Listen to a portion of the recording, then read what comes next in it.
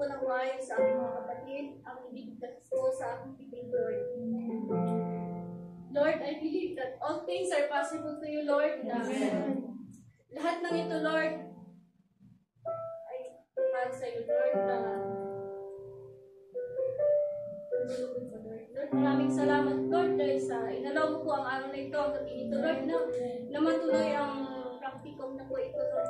Maraming salamat dahil kahit maraming distraction sa aming araw, sa bawat araw, Lord, na dumating ang araw na ito, Lord, pero andyan po kayo para gabayan po kami. Lord, maraming salamat. Shield us, Lord, from the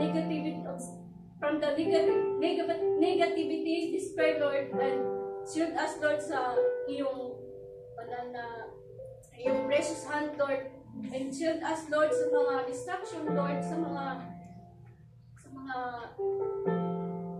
ina-attend ng kalaban sa mga isipan namin, Lord, sa isipan ko, Lord, gabayan niyo po ako, Lord, I ask your presence and Holy Spirit. Thank you sa mga buhay, Lord, namin, Lord. Salamat sa iyong pagmamahal. In Jesus' name, Amen.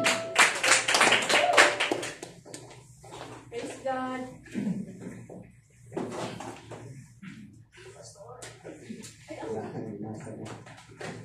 Kumusta po ang mga buhay natin? Amen. Mga sarili natin, how's yourself? Ako nga pala si Amelita. Sabi ko po ay gospel. Pakisabi lang po sa mga katabi natin na mahal ka ng Panginoon. Mahal ka ng Panginoon. Mahal ka ng Panginoon. God loves you. Amen. At dahil po dyan, binigay ni Lord gospel, ang gospel.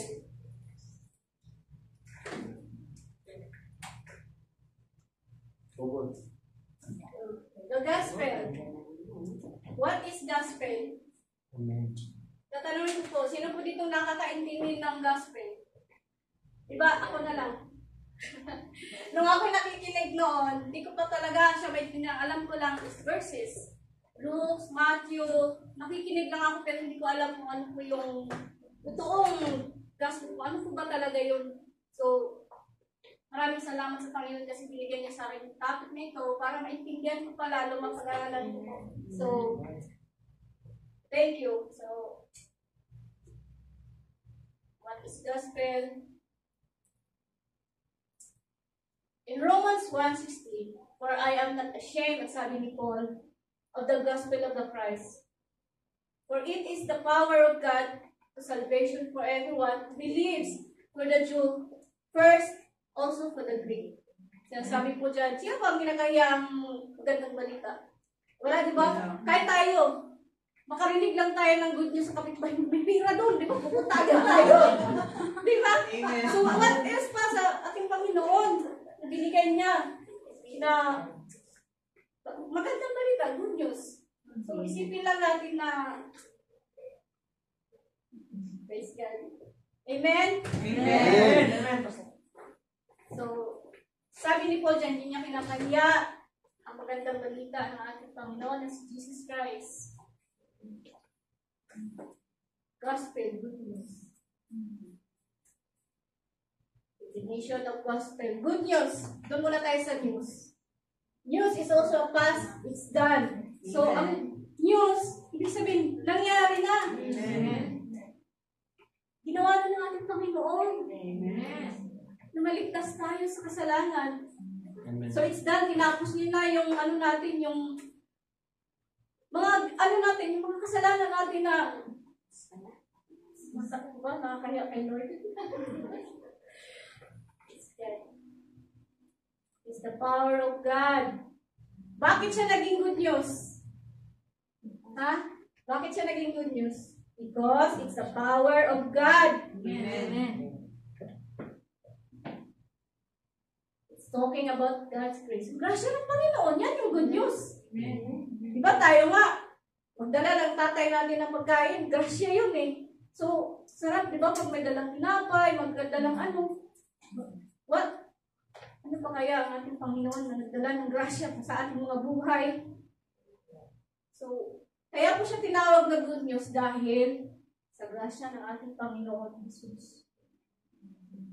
What is gospel? Yan na po, oh.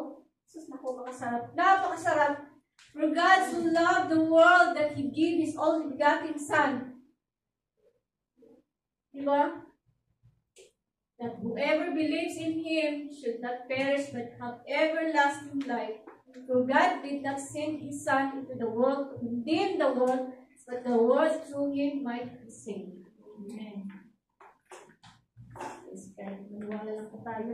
Ang sabi ng Panginoon dyan, sabi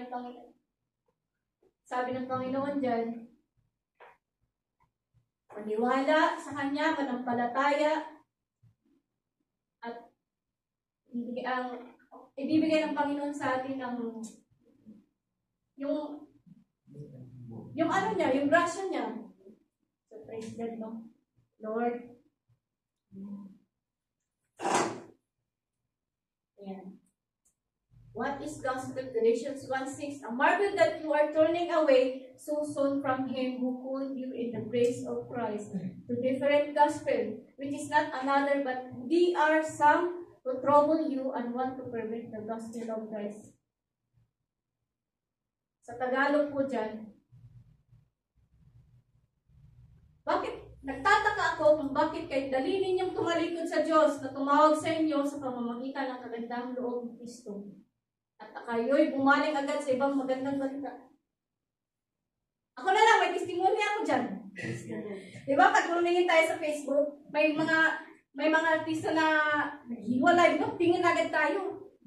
Diba, nakakaya sa ating Panginoon na mga chismis, naghiwalay si Katniel. Diba, ang bilis. Ako dyan? Ako na-conviction ako dyan sa ganyan. Mas inuuna ko pa yung balita ng mga chismis, sa mga artista, kaysa magbasa ng Biblia sa magandang balita ng ating Panginoon. Bakit po? Diba? Totoo? Amen. May conviction ako dyan lagi talaga. Kaya minsan naiiyak ako sa ating Panginoon dahil yung conviction sa puso ko ba na mas inuuna ko pa yung chismis ng iba kasi magbasa ng Biblia, nasa gilid ko lang yung Biblia. So, praise God. Amen? Amen. Fact of the gospel. The gospel is the finished work of Jesus Christ on the cross. Finished na! Ayan na, oh! Sino pa ba hindi tatanggap ng magandang balita? The gospel is the finished work of Jesus Christ on the cross. The word gospel in the original Greek word literally means nearly too good to be true. Alam niyo po yung gospel na word. Hindi siya pwedeng ikahambing sa ibang mga word, kahit litra dyan, hindi mo pwede siyang ihahambing sa ibang pangalan ng gospel kasi gospel is the love of God. Amen? So, ang gospel po sa Hebrew, Bisher. B-I-S-S-E-R. Bisher. So, sa Greek word is Euangelion. Mahirap siyang bigkasin, pero yung Gilion. In Greek word. So, mula na Bisaya, no? So, Bisaya ako, I'm proud. So, conclusion. The gospel means that despite our sins, our past, and our shortfalls, God sent His Son to bear our punishment and judgment. His Son paid the price to set us free and earn our justification towards God by dying on the cross. The grace of God is available to all mankind. Amen. Mga kapatid, tinatanggap niyo po ba ang buhay sa Panginoon? Amen. Amen. Mga kapatid, accept Jesus Christ our Lord and Savior. Amen. So, arihin niyo po itong dasal sa inyong sarili. Amen. So, let's start. Prayer for acceptance. Lord Jesus, I come to you right now with a humble heart. For too long, I've kept you out of my life. I confess that I have sinned and that I cannot save myself. that I have seen that I cannot save myself. I repent of my sin I repent of my sin, and I ask for your forgiveness. and I ask for your forgiveness. Come into my heart, Come into my heart, Jesus, Jesus, reign in me, reign in me. and I accept you as my Lord and Savior. I accept you as my Lord and Savior. I surrender my life to you. I surrender my life to you. Thank you, Lord Jesus, Thank you, Lord Jesus, for forgiving my sins and the gift of salvation. for forgiving my sins and the gift of salvation I now receive today. that I receive today. Amen. Amen. Bow our head. Lord, maraming salamat po sa gabi ito, Lord, na inyong pinispos po kami ng inyong banal na Espiritu, Panginoon. Maraming salamat sa inyong paggabay, sa inyong wisdom, Lord. Thank you, Lord, sa pag-guard sa aming mga puso, Panginoon. Lord, maraming salamat sa iyong pagmamahal sa amin, Lord. Walang katumbas, Panginoon. Maraming pong salamat. Lord, I speak safety and protection sa aking mga kasama, Lord, sa pag-uwi. At Lord, gabayan niyo po ang susunod sa amin, Lord, na si Brother Randy, Panginoon.